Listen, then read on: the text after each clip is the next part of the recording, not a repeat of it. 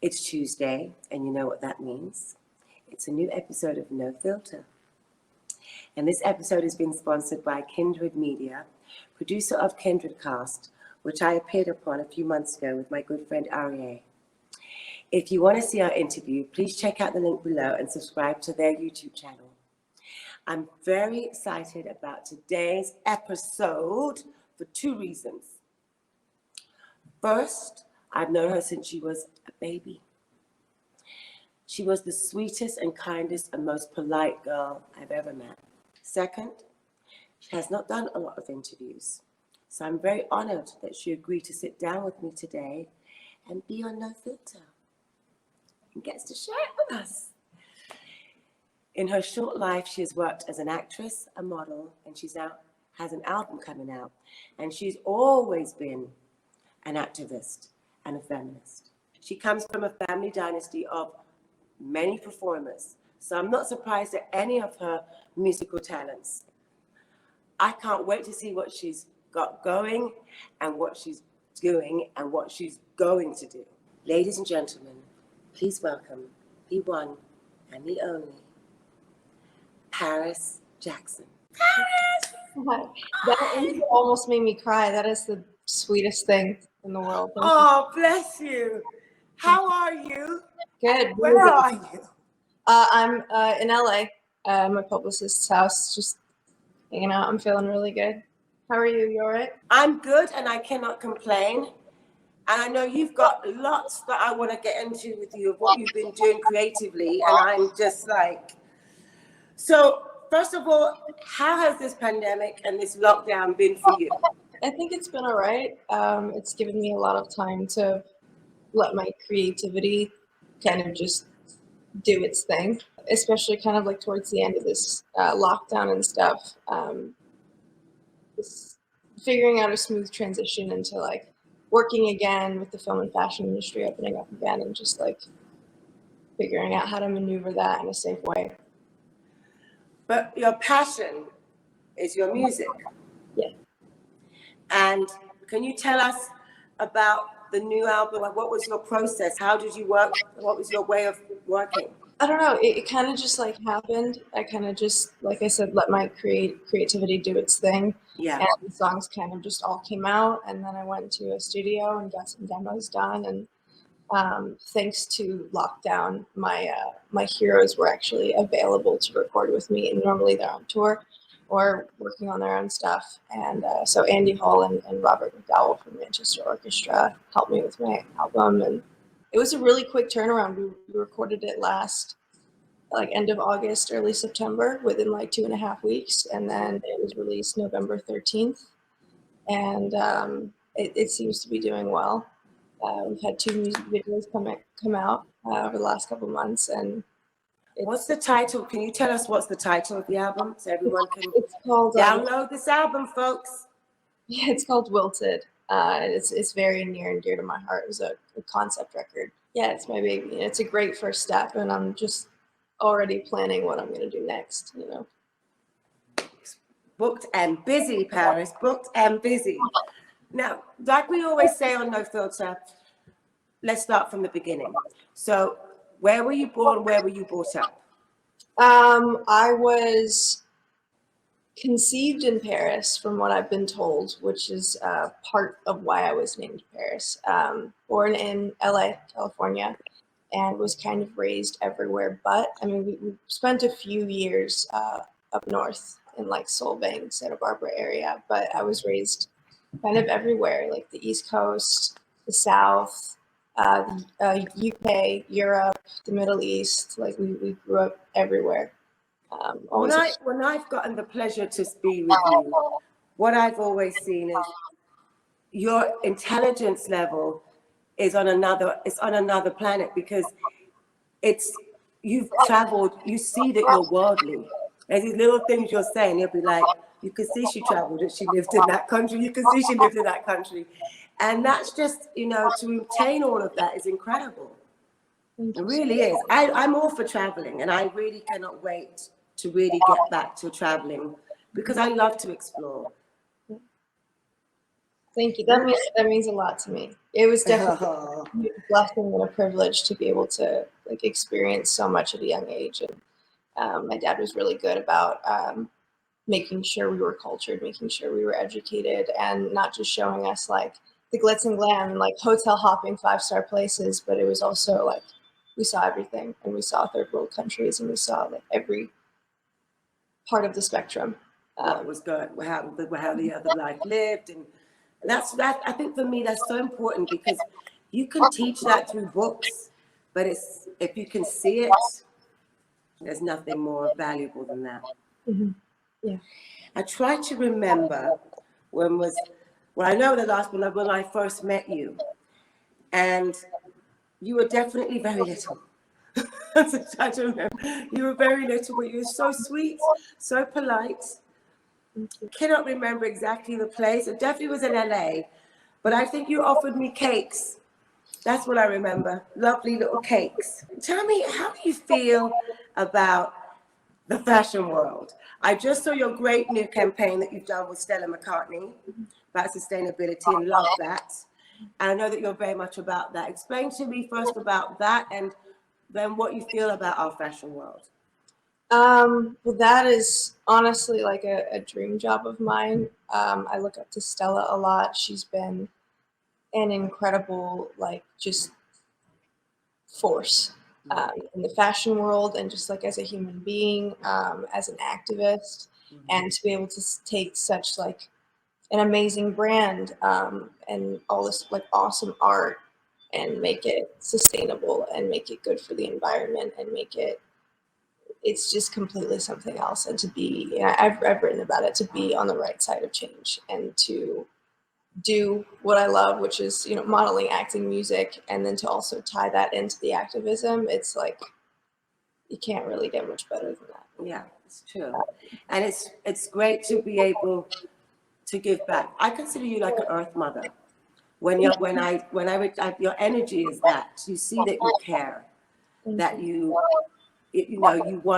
care about the environment, you care about the way things are done. That's who you are.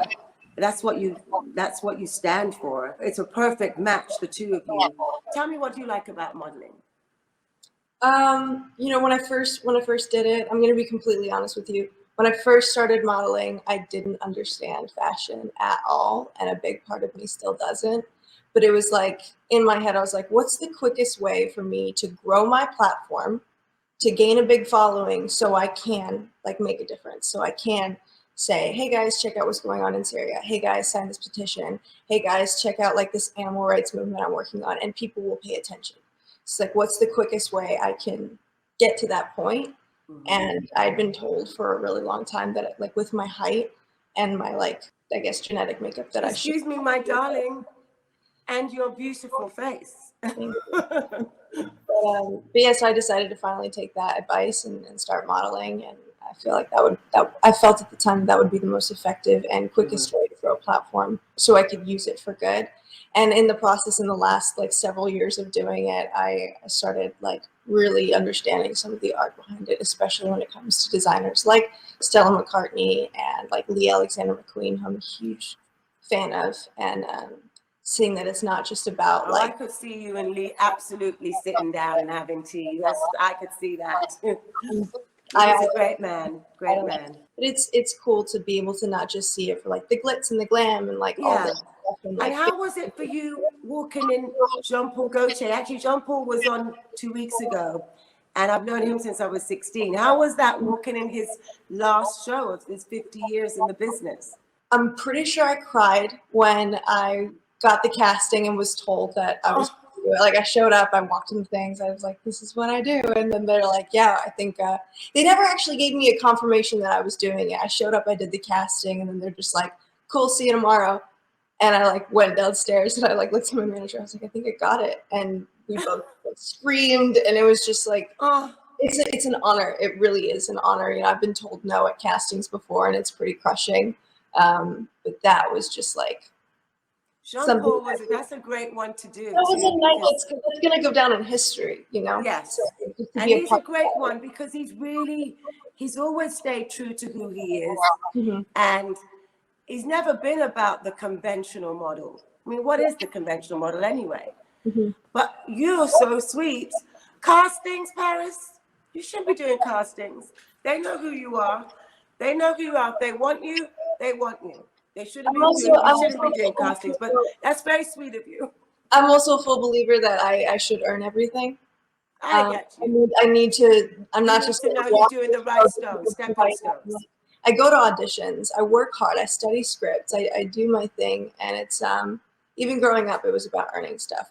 If we wanted 5 toys from FAO Schwartz or Toys R Us, we had to read 5 books. It's about earning it, not just being entitled to certain things or thinking, oh, I got this. It's like working for it, working hard for it. It's something else entirely when it's an accomplishment. It's an accomplishment, and it's instilled in the way you grew up. And with that, I can identify with you, because when I was growing up, if I wanted pocket money, I had to sweep the stairs. On weekends, we had chores. If I wanted to go up to a concert, I had to save my pocket money. So I remember saving for 25 pounds in 1984, saving up to buy my Live Aid ticket. And I wanted to go to support Live Aid, and I wanted my money to go towards these young babies in Africa that I'd seen that Bob Geldof was supporting and be part of this awareness. I just wanted to be one of those people in the 72,000 people in Wembley Arena. So I do understand very much about what you're saying, and it is the right way. Good on you. With that, after Jean Paul and the runway, once we're back into the world of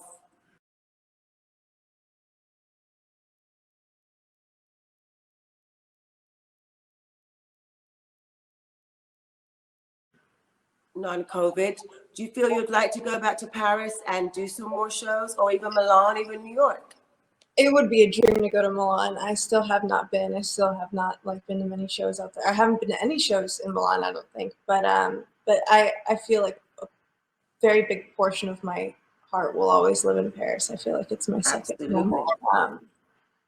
Now, I know we have so many wonderful friends we share in common, like Kathy Hilton, like Paris and Nikki. And Kathy has always told me how great a friend she was with your dad, and how they both said they were going to name their daughters Paris, which you both are. And also great friends. Are you also acting? Because we've been in the show, we've been in the same show, but not at the same time. That's Star. And I thought you were great on Star. Thank you. Is there any preference of the two, or are you just going to go with the flow? I just want to always go with the flow. I love them both for very different reasons.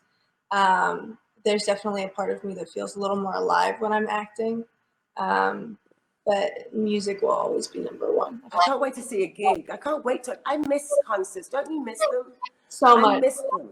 So much. That's the biggest part of this whole lockdown thing that has really, I feel like, taken a bit of a toll on me is not being able to go to live shows or perform. I was talking to my friend Andy yesterday, who I did the album with, and we were just chatting on the phone, and he's, him and his band are talking about tour dates and stuff, and he's a little nervous, but we talked about how much I do miss performing, but it's something else entirely, like going and seeing like one of your favorite bands perform, and just like the energy of the crowd and the energy, and you have to be together with the crowd to feel it.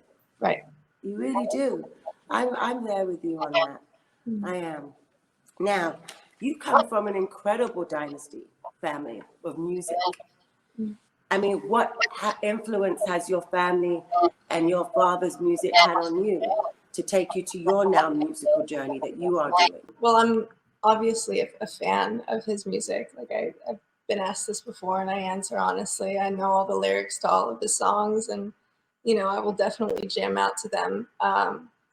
But I feel like when it comes to influences, I feel like every part of my childhood will always influence how I am today, whether it's like experiences or like all of the music we listened to. Because I know you kind of got to know my father a little bit, so I'm sure you knew that he loved classical music and jazz and hip hop and R&B and obviously the Motown stuff, but also like radio's top 40. He loved rock music, soft rock, the Beatles, so we grew up around all of that, and I feel like all of that somehow influences my stuff. And if you listen to my album, even there's some movie soundtrack like influences as well, like Hans Zimmer and Danny Elfman, as well as like rock bands like Radiohead and Manchester Orchestra. Yeah, love Danny Elfman and love Radiohead. Mm-hmm. I mean, for me, music makes me dream. Mm-hmm. And it's just like you say, it describes different parts of my life. And I also, my musical taste, my genre is all over, it's eclectic. Because I grew up classical because of ballet. And I love classical. I love blues because you hear the strife that people went through. They have, you know, just their life basically. And just happiness and joy. I mean, I don't think I could ever live without music. Last week I got back into my Brazilian phase where I'm just playing bossa nova. I wanted to have a bossa nova a few days. First music I think I ever heard was reggae. Bob Marley's a huge influence in my family. And every weekend we had reggae. There was a lunchtime radio station that played reggae. So it was like we had speakers on the steps, speakers all over the house. It was reggae blowing, but not just from our household, all of the households on the block. So absolutely, it is very important. It's my mood, it's my everything. Mm-hmm. So now, Paris, any plans to do any products to do with sustainability and the things that you love? I mean, you're working and doing stuff with other people's brands, but what about doing something on your own? You know, it has crossed my mind, for sure. It would be cool to do that, and I would love to do that. But also another part of me feels a little more inclined to, if I'm going to do that, to mix it with bringing up smaller businesses and home businesses and mom and pop shops, and like say I get like a website or something, I'm gonna want to have other people's products on there. People that make stuff at home, whether it be candles or essential oils or like alternative wellness products. Wellness is important to you, yes? Yes. Yeah. Very. And I'm about the oils too. Cannot leave my house without putting on my oils. Just cannot.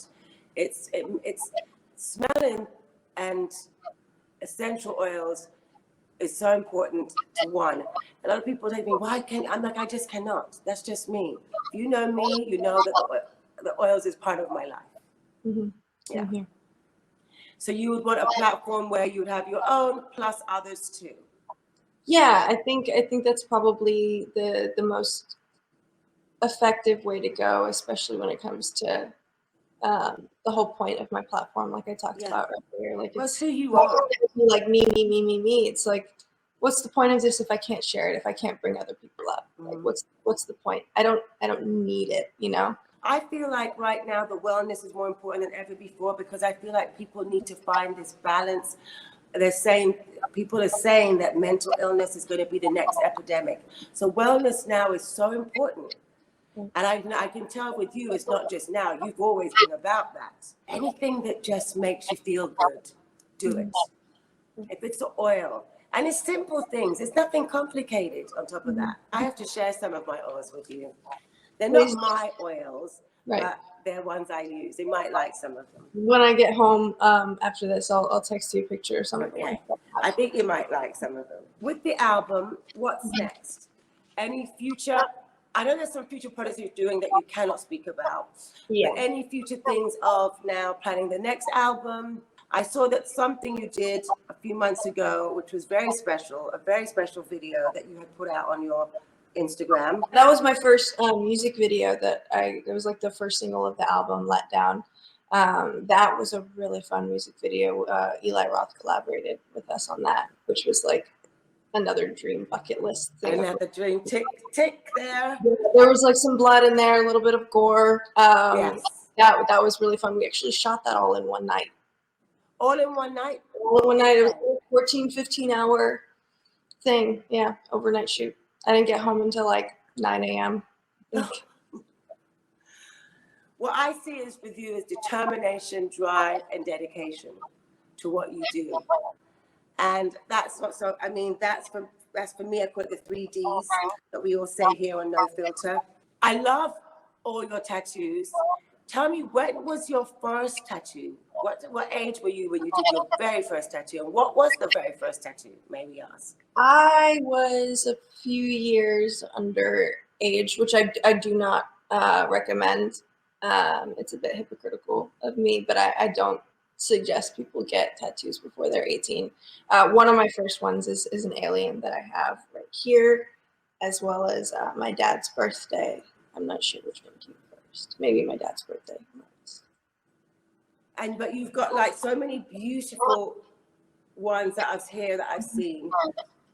And then I don't want you to, yeah. I love this one that goes down here. Well, I'm a voyeur because I like looking at other people's. I actually don't have any Paris, but I like this one that goes down here. I like this. Thank you. This is one of my favorite bands, Explosions in the Sky. They're very similar. They've done some movie soundtracks. They're very like instrumental band that I love a lot. Now, talking of your favorite bands, what other bands influence you? What other bands do you like? Your other dream bands you want to work with in the future? I'm a massive fan of Radiohead. Which one? No, Radiohead. I mean, my Me too. phone case. No, Radiohead they're amazing. They're next level. It would be a dream of mine to just, have mine and Tom York's vocals together at some point. That's like a really big dream of mine. But I'm also a massive fan of like Granddaddy. That's a huge influence of mine. I love like singer-songwriter stuff like Damien Rice, Ray LaMontagne, Gregory Alan Isakov. Soft rock bands like the Eagles, like old school stuff. Yeah. Mac, the Beatles, Rolling Stones. Really everything. I need to put together like public playlists for people because it's my music taste is all over. It's broad. It's big. Yeah. It's very expensive. I'm all those that you just said. I don't know Granddaddy. I have to be honest. I don't. So there's a few there that you said that I'm now going to have to go down and download. Every time I do No Filter, I'm learning something new too. So when in your process, do you write on your own or do you write with someone? Initially, I write on my own, and then once I've got like a solid demo, I'll like go and meet with someone else. Like with the album, there were a few songs that we left exactly the same and didn't change anything about how I wrote them. Yeah. Some songs where we just changed the arrangement. There was one song where we completely rewrote together, Andy and I, and then another song where like he wrote his verse, I wrote my verse, and then we worked on the harmonies together. Wrote it together. Yeah, it's kind of just whatever the vibe is. Any favorite places that you like to record? Example, back in the day, and I haven't seen her for years, I used to be very good friends with Bjork. And I remember there was one album that she recorded in a friend, Lenny Hooper, the producer from London, like in the bathroom for sound, on Venus is a Boy's album. So is there anything like that, like certain places, a certain sound that you like to get a vibe on and in? I don't know. Anywhere, it just needs to be dark. Like, if it's in a studio in LA or if it's at like Andy's studio in Georgia, like we just turn all the lights off when I'm singing. Candles. When I'm writing, I prefer to be in my room with my guitar if I'm writing. And so you play the guitar, any other instruments? Mainly just guitar. I know a little bit on bass and a little bit on piano. I mean, I can play like a standard AC/DC beat on the drums, but I can't play anything. But I admire you all the You ever sing? I tried piano when I was younger. My teacher passed and I never followed up through finding another teacher, but it's such an elegant and beautiful instrument to play. And I admire all creativity, drawing, playing instruments. These are all amazing things I'm not good at, but I admire so much those that I can. So now, Paris. Where are we going from here? We've got a lot going. So you've got more singles coming off the album. So does that mean more videos are going to be happening? I don't know. Right now, I'm just planning on like what I'm going to do next with music. I mean, the album's out. some singles were out off of that and music videos from that. I think now it's just time to let it go and move on to the next thing. Maybe another album, maybe a few more like new singles. I'm not sure yet. Well, I hope that we're going to be seeing you on the screen again too, because I love your acting. It's honest. We're just seeing you on Stars. I really felt that you were that character. So I hope that's going to be happening again. And I look forward to seeing, I want some of your wellness. I want your vibe. We want your vibe. We want that Earth Mama vibe that you bring out from you to us. We want that. We need that right now. I'll send you a list of some stuff that I have. Package it up and send it all over. So is there anything else today that you want to talk about in your life that you're doing, that you want to promote, or anything that you want to say to the audience? I look forward to seeing you. I mean, I would love one thing. I'd love to be able to say that we did a fashion show together before. I mean, I'm 50, so I don't know how many more fashion shows I'm going to be doing, but I'm not done yet, but I would love to be able to do one with you. That would be a lot of fun. That would be an honor. I would absolutely love to do that with you. I hope that I can be in Milan when you're in Milan for your first time, because Milan is fun. The shows are fun in Milan. Let's manifest it. Let's make it happen. Let's manifest it. I mean, I think now that the designer is going to see that you want to be in Milan, I don't think that's going to be a problem.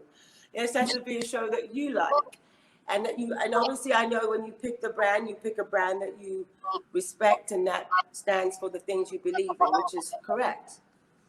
Hence Stella, that's why you're working with Stella. Obviously, I knew your dad and loved your dad very much, respected your dad. It was a hero of mine. I never thought I would be ever doing a video with your dad. I just would pinch myself. I remember pinching myself like, am I really here? Is this really happening? It was just such an incredible experience. And getting to know him, the little that I did, that was also an amazing experience. And his honesty, that's what I loved about him with me, his honesty. Naomi, you should try that. Naomi, you should try that. I was like, really? You think so? Always honest, always encouraging, very encouraging. And I treasure that so much always. You remind me of him a little bit. Your professionalism, the way you carry yourself, and like the grace that you have. It's similar in that way. And I'm very, very proud of you and what you're doing. From knowing you and your little girl, to see where you've grown into, I'm very proud of you. Proud of what you've become, proud of what you're going, so excited for your future and all that's out there for you, and very proud of your work ethic. Very proud of your work ethic, your discipline, your wanting to earn your stripes. It's the way to do it. No one can take anything away from you when you do it that way. You earned them, they're yours. That means a lot to me, more than you know. I'm so grateful and honored that you could take the time to be here on No Filter.